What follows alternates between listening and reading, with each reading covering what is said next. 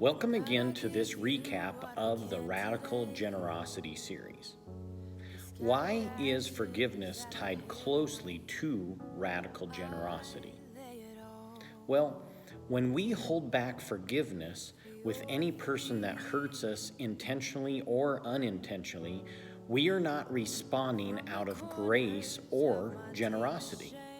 And that is counterintuitive to everything that Jesus teaches us.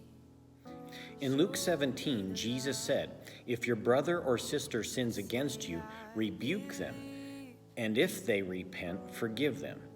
If they sin against you 7 times in a day, and 7 times come back to you saying, 'I repent,' you must forgive them." Well, although forgiveness, it can be challenging, it is possible when we obey Christ. We can get sidetracked into hurt. And let's be real, most of us aren't interested in forgiving someone who multiplies the sin. 7 times for the same sin in one day. Come on, Jesus, are you really asking me to forgive someone this easily? Well, he is. Jesus takes us further, and he begins with an actual warning. He said, "Watch yourselves." Well, why is that the case? Well, Jesus understands us very well. Our tendency is to focus on the other person and their sin, rather than looking to see if, in fact, we're dealing with sin ourselves. Instantly, we see others as human, and somehow we're superior or we're above such sin. That is exactly when self-righteousness can creep in, and before long, anger gets a foothold in our own hearts.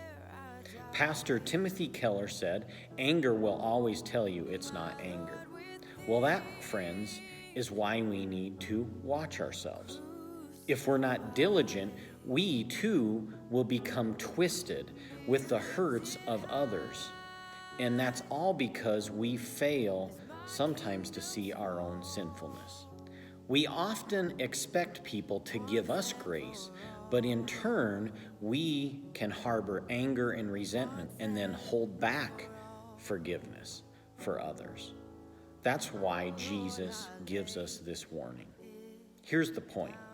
Radical generosity is marked by the very act of forgiving others.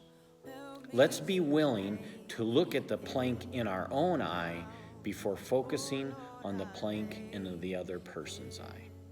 Next time, we're going to look at the practice of forgiveness. Until then, God bless you.